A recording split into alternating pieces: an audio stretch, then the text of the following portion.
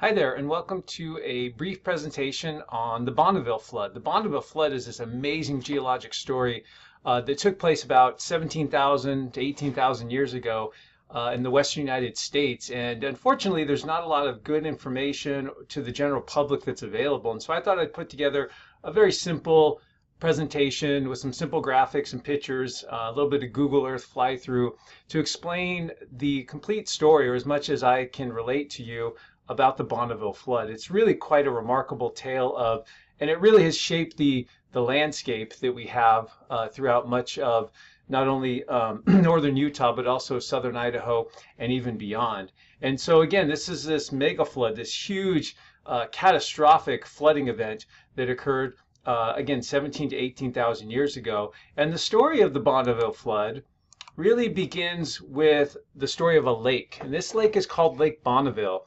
So this area of the western United States, the very southern edge of Idaho, western Utah, much of Nevada, southeastern Oregon, and a little bit of California, is all an area called the Great Basin. And the Great Basin is interesting because it doesn't have any natural outlets to the ocean. All the water that falls there stays in those basins between those mountain ranges. There's no river system that connects this area out to the ocean like we see in many other areas. So this is what we call an enclosed or closed basin.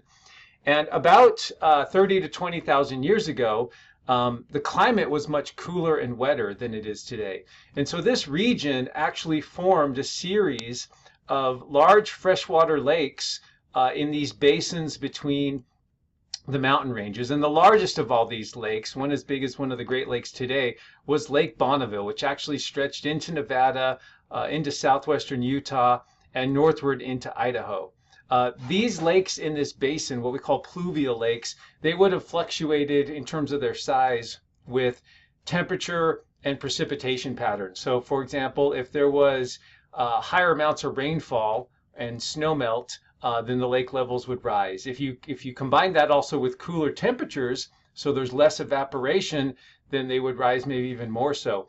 Other periods of time when maybe the precipitation wasn't as generous or the climate was warmer, the lakes would drop a little bit. So the present day Great Salt Lake, you can see there's a few remnants of these lakes today. There's Utah Lake, the Great Salt Lake, a couple lakes in Nevada and in southeastern Oregon and California. These are just these little puddles that are left behind of this one bigger and broader system of lakes throughout the western United States.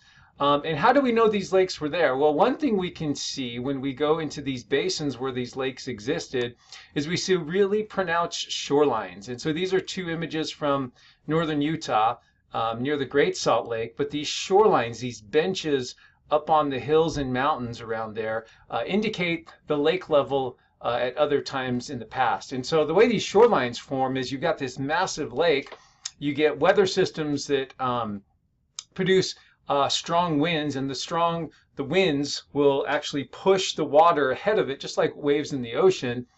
And those waves will produce, as they come smashing into the shoreline, those waves will actually erode the rocks with quite a bit of energy, and over time make a bench or a level terrace, if you will. And so these shorelines actually tell us that the lake was stable at that elevation for some period of time. It had enough time at that elevation for the erosion to create those terraces or those shorelines.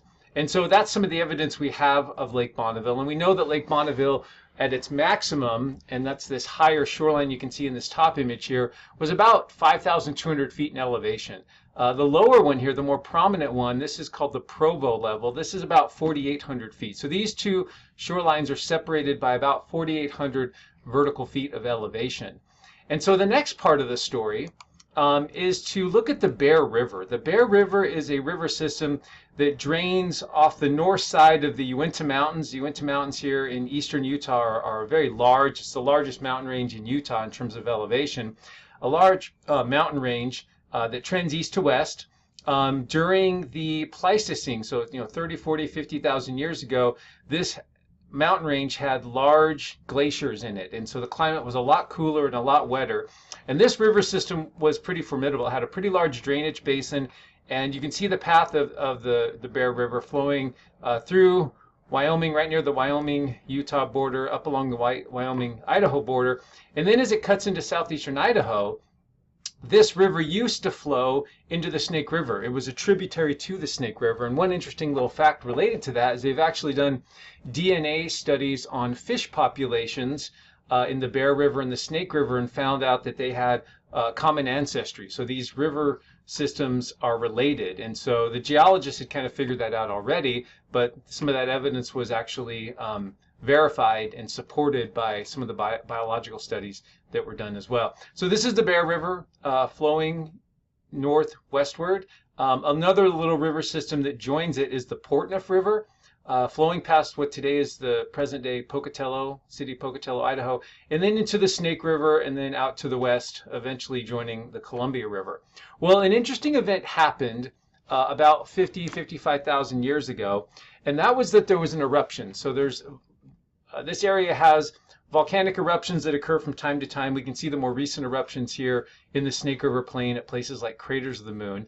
But an eruption about here near the town of Soda Springs produced lava, and that lava actually went into the Bear River and dammed it up and diverted it. And so the Bear River, as that lava built up the land higher, the Bear River was forced to find a new path. And the rerouting of the Bear River after this eruption about 50 to 55,000 years ago forced the Bear River southward. So it's kind of a crazy river. It flows north for, I don't know, a good 80, 90, maybe 100 miles or so. And then it does a complete 180, swings back to the south, and today it pours into the Great Salt Lake. Well, at this time, the Bear River then would have been rerouted into the Bonneville Basin, into Lake Bonneville itself. And this river, again, was a very large river at that time. And so you can imagine then the effect of this river being added to this lake that doesn't have an outlet. And so you can see the diversion of that today. And so this is what the map looks like today. The Bear River has this big swing to the south, flows back to the Great Salt Lake. The Portneuf River then, which was once a tributary to the Bear River, now it's kind of its own little river system that flows through Pocatello and then joins the Snake River up here. So the lake was a lot higher at that time. So we think that this event, the rerouting of the Bear River into Lake Bonneville, was probably one of the major factors in rising the lake level up. Sure, it was affected by the climate up and down, but if you combine the cooler climate and lower evaporation rates about 20,000 years ago with the fact that you're dumping this glacially fed river into the Bonneville Basin, we think that this might have been the thing that really brought the river up to the point where the flood occurred. And so the next part of the story is, of course, the Bonneville Flood. And we aren't quite exactly sure what caused the Bonneville Flood. It's possible that there was an earthquake, maybe along one segment of the Wasatch Fault, or maybe another fault system in southeastern Idaho, and that the sloshing of the water in Lake Bonneville would have produced a wave that overtopped its lowest point. So we're not sure exactly what initiated it, but we'll take you now to Google Earth and we'll kind of look at exactly where the flood started. But the flood began southeast of Pocatello at a place called Red Rock Pass. And so what happened was the lake rose to its lowest natural divide. There was kind of like a fan of sediment that had filled in, come off the adjacent mountains there, and the lake level rose up to that point there. And then possibly there was an earthquake that caused it to slosh over, or maybe the lake just kept rising to the point that it started pouring over that natural divide, initially not having a lot of water pouring over the lip, which would have started cutting and eroding away the sediment. But as it cut further and further down, it was able to unleash more and more of that lake water. And that essentially precipitated the Bonneville Flood. And so we end up with this big, massive flood that comes roaring out of the Lake Bonneville Basin into Idaho. This is actually where the flood began. This is Red Rock Pass. This is looking to the south, so the water's coming out of the lake towards you. And the erosion of the natural divide here that was at Red Rock Pass cut the lake down, dropped the lake level down about 400 feet. So you've got to take this massive lake that was over 1,000 feet deep at its deepest, and bring all that water through this narrow gap and drop the lake level down about 400 feet. There's all kinds of impressive numbers about the Bonneville flood. We estimate that the peak discharge, so the maximum amount of water that it was releasing per second, was about 1 million cubic meters per second, which is about 35 million cubic feet per second. Those numbers probably look impressive, but to give them some context, that's about 5 times what the flow of the Amazon River is. So just a tremendous amount of water coming out of Lake Bonneville and heading into Idaho. We think that the flood might have lasted several weeks, maybe possibly several months. Obviously, it would kind of waned maybe as it dropped lower and lower. Basically, what stopped the flood was once this soft sediment and alluvial material was cut through, and once the water reached harder resistant rock that it couldn't cut through, that essentially kind of stopped the flood. So again, about a 400-foot drop going downward. And one interesting that we're going to look at here is we're going to kind of take the path of the Bonneville flood from Red Rock Pass and go downstream and kind of toggle back and forth between using Google Earth and looking at some slides and images to kind of show you what it did to the landscape. And the main thing to remember as we're looking at this flood is whenever the flood had to go through a narrower path, a smaller constriction on the landscape, that meant that the water had to increase its velocity. No different than you maybe putting your thumb over the garden hose to increase the velocity or the pressure of the water. And whenever that water or that flood water had to go through a narrower gap, that meant that it had a lot more energy, a lot more power, and that's where it tended to erode or chew up the landscape. It would move rocks, it would excavate parts of the soil and the material that was there. And in other places where the valleys were already quite a bit wider, that's where the water would spread out, it would slow down, and whatever material it was carrying, boulders, sand, whatever sediment load it was carrying, that material would be deposited. And so as we go downstream along the Snake River, following the path of the Bonneville flood, we'll see some alternating areas where there's intense erosion, where the landscape was cut into and excavated, and other places where sediment was dumped and filled in part of that landscape. And so let me switch over real quick here to Google Earth. And so here we have, I'm going to leave the roads on there for a second, but this is Utah, Idaho, and Wyoming here. And we're going to kind of go right along Highway 91 between Preston and Downey. This is more or less where Red Rock Pass is right in this area here. So this was the, you could imagine then the lake actually extending in an arm up into this valley, and this was the point of initiation for the flood. So the flood actually began here, started flowing down this creek here, this is Marsh Creek, and then flowed to the north, kind of following the I-15 corridor today, causing quite a bit of erosion here. There's actually some basalts, young basalts in this area here that have been eroded and kind of stripped clean. And then it joins the Portneuf River right here at McCammon. The Portneuf River comes out here near Lava Hot Springs. So it's following the Portneuf River out into Pocatello. Of course, as that water is going through these narrow valleys, again, it's moving very quickly, it's eroding. But where it's fanning out here as it's entering the Snake River Plain, that's where it deposits a lot of these big boulders. Of course, this was back before we had these big reservoirs here today, like American Falls Reservoir. But you can imagine the water then kind of moving down the Snake River, following the Snake River. And then we'll take the story as far as Burley right now, because I want to switch back to our images and show you a few of these things here. And so this is Massacre Rock. So this is between Pocatello and Burley. It's a state park. It's a place where the river is, there's some cliffs there, but the main thing here is there's quite a few deposits from the Bonneville flood. These big, huge, rounded boulders of basalt, these rocks of solidified lava that have been sort of churned. And as you look at the size of these boulders with these juniper trees for scale, you get a real sense for the power of the Bonneville flood. There are rocks and boulders out there, and in some places up to 15 or 20 feet in diameter, bigger than a car, maybe kind of a tiny house size or something like that. Really quite impressive. And so we'll take the story as we go westward over here. So this is Twin Falls here, the town of Twin Falls. This is the modern path of the Snake River. The town of Burley is kind of down over here, or just off the screen here, I should say. And really, as the floodwaters came into this area, it's kind of an open area. There's not a lot of topography. The river is in kind of a broad plain, if you will. But starting right here where the yellow arrow is, this is where the Snake River Canyon, which Twin Falls is somewhat famous for, this is where the Snake River Canyon begins. And so we start, there's a canyon that begins here, kind of shallow initially, but it quickly gets deep to the point where near Twin Falls, it's almost 500 feet deep. And this is important because, and I'm going to show these with some silly graphics here, but hopefully you can kind of follow along. This is important because along the path of the Bonneville Flood, this is the one significant location where the Bonneville Flood left or abandoned the Snake River path and started flowing somewhere else to some degree.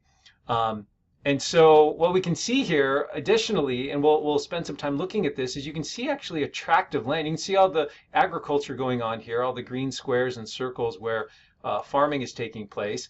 But then there's this big swath on the landscape where the farming is not happening. And this is because this area has no topsoil. Essentially, it's what we call a scabland. The topsoil has been completely stripped away, and it's mainly solid rock through there. And so what happened here, as we get back to the Bonneville Flood story, is the water couldn't get through this canyon fast enough. So as all this flood water is coming in to the area around Burley, what we call the Burley Basin, it's got to wait because there's only so much water that you can have pass through the beginning of the Snake River Canyon. So the water starts backing up behind this constriction, starts flooding the area around Burley. And then what happens is the water, which, being kind of lazy and taking the path of least resistance, starts flowing in a different path. As the water rises higher in the Burley Basin, there's a second path of water that starts to spill overland across this area here, and we call this the Eden Channel. And then around Twin Falls, and we'll spend some time looking at these features here in a second, this is where the Eden Channel of the Bonneville Flood re-enters and rejoins this other path of the Bonneville Flood along the Snake River. What's interesting here is the Eden Channel is much wider, but was shallower.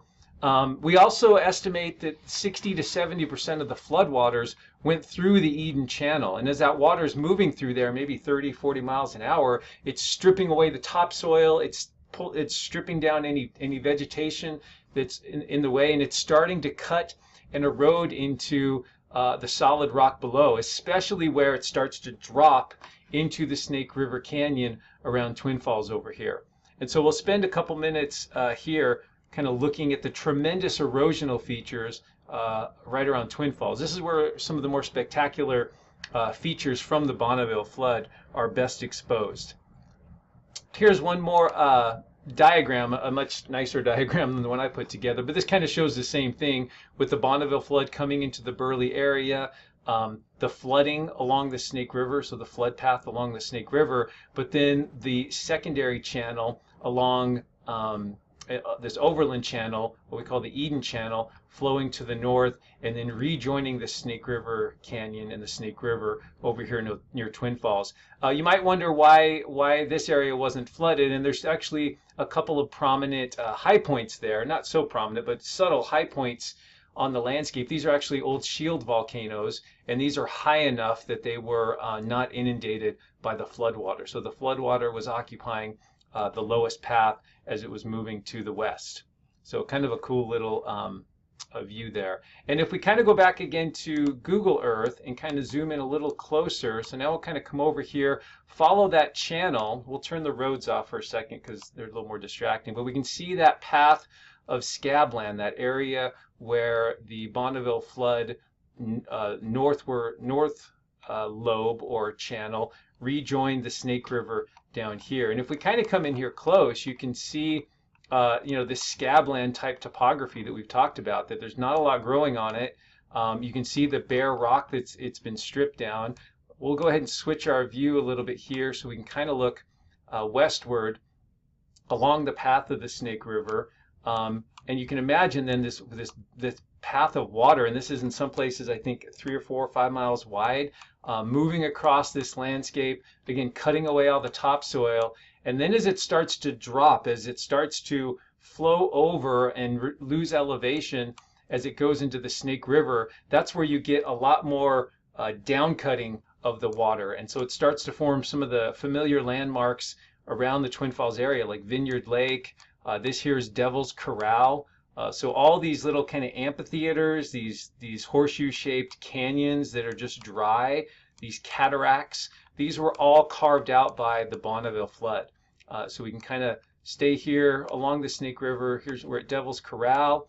The canyon got a lot wider and a lot deeper during the Bonneville Flood. So there was already a canyon here before the Bonneville Flood. That's one kind of myth that's out there. People think that the Bonneville Flood made the Snake River Canyon, and that's not true. The Snake River Canyon was already present. It was just a lot smaller. It was more shallow, not nearly as wide. And then as this water comes through, it's just chewing up the rock. It's excavating into the basalt. It's getting into the fractures, ripping out, plucking big sections of cliff. That's what creates this low area here where Durkee's Lake is today. And it moves westward. It actually cuts down deep enough that it intersects a different rock type below the basalt, a rock called rhyolite. And that rhyolite's pretty resistant and actually forms Shoshone Falls. So this is the lip of Shoshone Falls. So the Bonneville Flood did create Shoshone Falls. It excavated the canyon deep enough to encounter that other rock type and form Shoshone Falls. It also formed Pillar Falls, this area down here. Again, if we kind of swing around to back looking to the north a little bit more, we can see just this scabland, this area that's just undeveloped, unfarmable, because it's just stripped down to solid rock.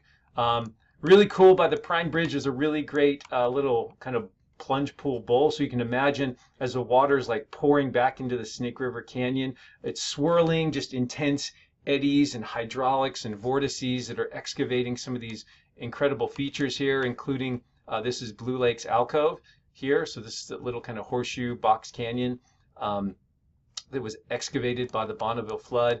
And then going down a little bit further to Auger Falls area. So the canyon's a little wider here.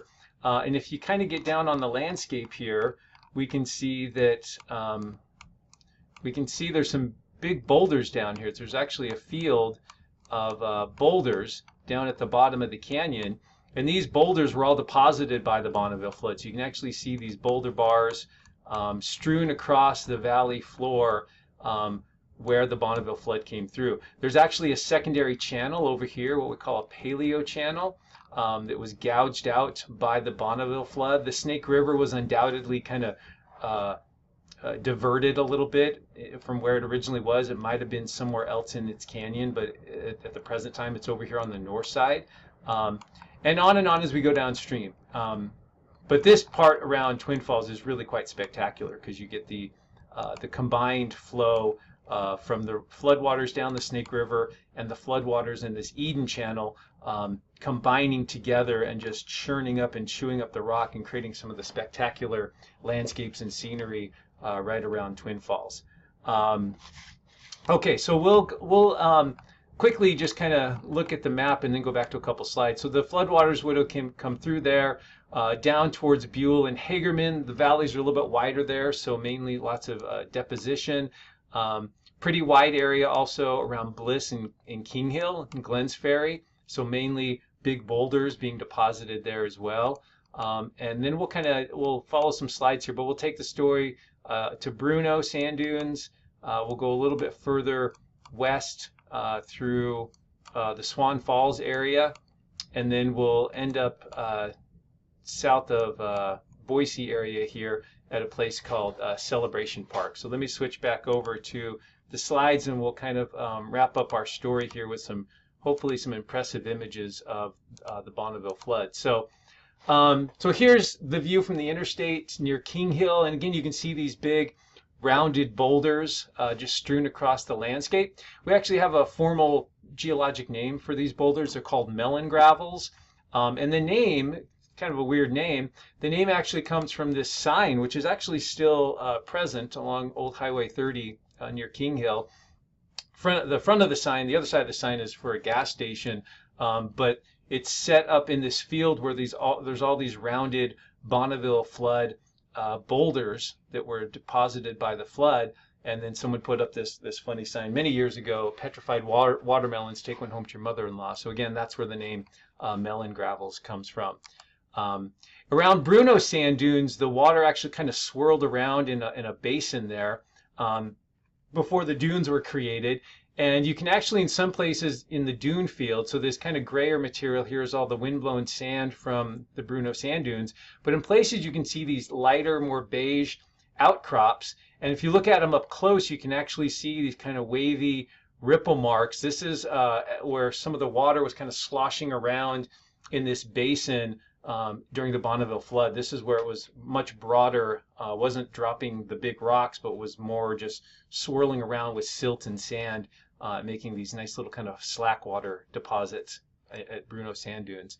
A little further downstream at Swan Falls, we have another narrow canyon, so we rip apart some of those boulders along the cliff walls there, and those get strewn downstream. I think this section of the Bonneville Flood Path has maybe some of the biggest boulders in terms of absolute size. There's absolutely some really large boulders around the Swan Falls area.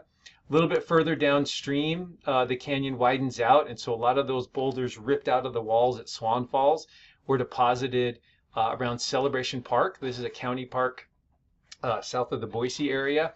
And what's significant about this area is that a lot of these boulders, which have this kind of dark desert varnish coating on it, in some places ancient Native Americans actually used other hard rocks or other tools to draw petroglyphs on the rock surfaces. So they chip away at that and draw different figures and symbols and such onto those surfaces there.